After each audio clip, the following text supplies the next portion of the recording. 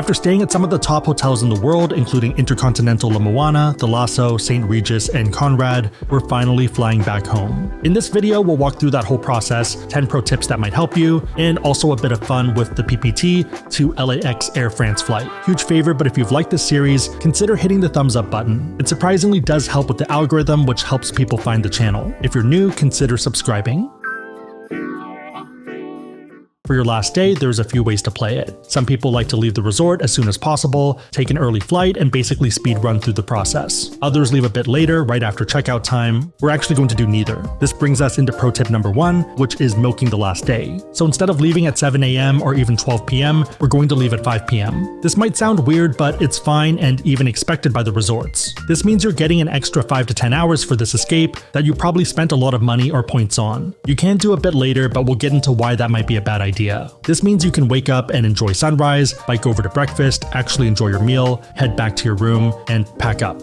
For example, standard checkout time at Conrad is at 12 noon, but you can still enjoy the property afterwards. This brings us into tip number 2, which is asking for a day room. It does depend on the property, but a lot of them have these. From our stays, both the Intercontinental The Lasso and Conrad both have rooms for this purpose. Even after you check out, you can keep using the property and amenities, whether that's snorkeling, playing mini golf, or just hanging out by the pool. The day rooms themselves are pretty bare bones. It's pretty much a bathroom, shower, and mainly a way to clean up before your flight. Tip number 3 is to factor in what you're planning to do. So technically you might be able to leave at 7:30 or 8 p.m, but sun sets around 6 p.m. and there's not really much to do once that happens. It's a great idea if you want to enjoy the sunset and grab a quick dinner, but beyond that you might be bored. For us, the 5 p.m. range is the sweet spot. Tip number 4 is to pay for the boat from the resort to BOB Airport. Obviously depends on your hotel and their pricing, but this makes a lot of sense to me nowadays. I still like the idea of going into Vitape on the way in because I think it's a cool experience and start to the adventure. On the way back, it just feels more annoying. Also, if there's a hitch in any way, then you risk missing the shuttle to BOB or the flight itself. Another factor is that a lot of hotels are going to charge you an arm and a leg on day of departure anyways, even if you are going into Vitape. So for example, for the Conrad, they're charging you 7,500 francs, about 68 USD on day of arrival or departure per passenger. You might as well pay the same fee to go directly to the airport and de-risk. Moving to the flight itself, you have a lot of options. They run from early morning at 8 a.m. all the way to 7:40 p.m. It does depend on the day and they can obviously change up the schedule, so Monday and Friday can be completely different. Let's look at the later flights on a Monday. Here you have 4:20, 6:20, and 7:25 p.m. Tip number 5 is to aim for the 6:20 p.m. one. Sunsets at 6 p.m. and the boat ride from the resort to the airport ends up being beautiful. Also feels fitting and close to the chapter of the trip. Alternatively, if the weekday you're leaving has a 5:30 flight, then that might be even better since you can catch the sunset in the air. This is Seb packing his slippers because he decided to do it last minute. Don't be like Seb.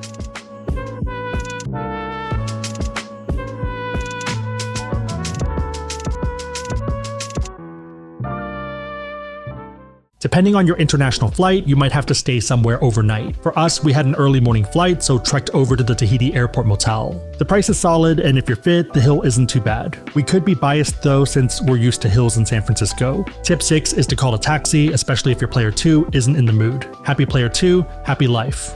Hey guys, we are at the Airport Motel in Tahiti. The room itself is relatively straightforward, so the view is pretty much of the walkway we took as well as the airports and some neighbor's house. There is an air conditioner, which is awesome because it's pretty hot out.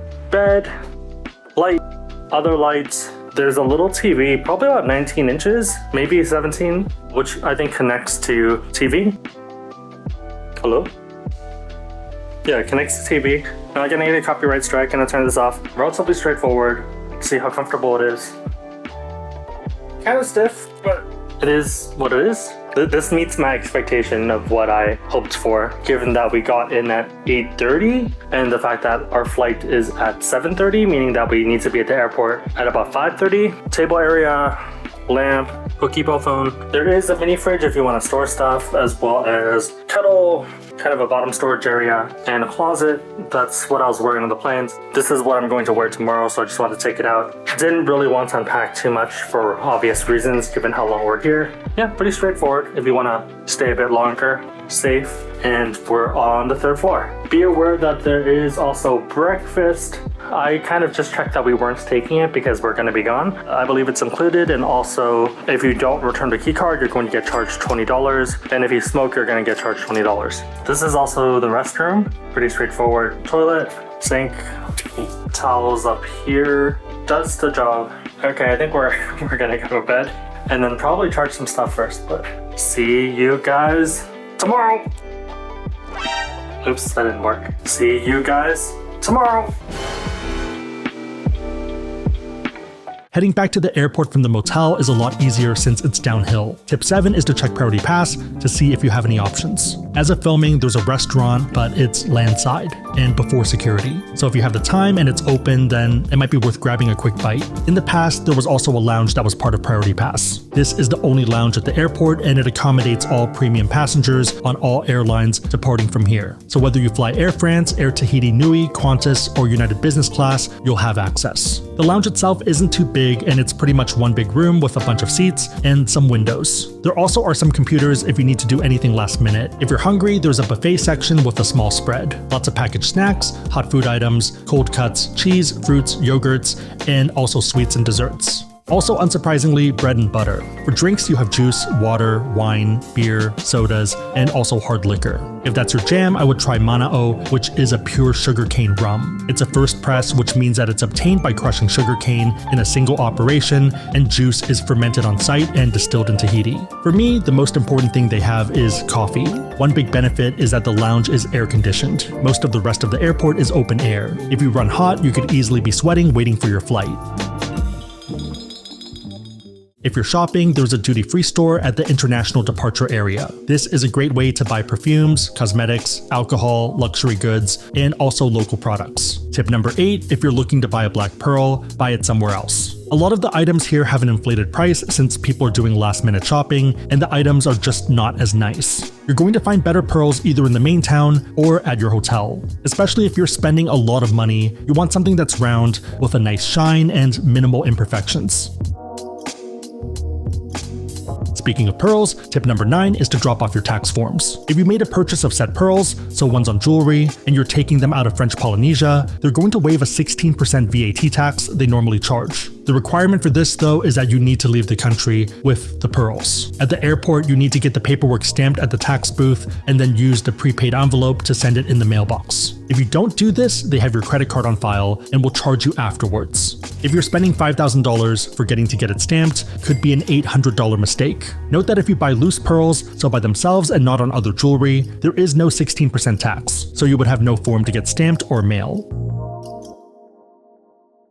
On our flight back to the US, we flew Air France 27 from PPT to LAX. This is a Boeing 777 and the flight is about 8 hours long. I've flown a lot of economy in my life and Air France is surprisingly solid. Comfortable pitch of 32 inches and width of 17 inches. Decent in-flight entertainment and also friendly service. On the way back, you can generally expect 2 meal services. First meal is served shortly after takeoff and it usually has a hot option like chicken or beef, and they'll usually have a vegetarian dish as well. The sides usually include salad, bread, cheese, dessert, and a drink.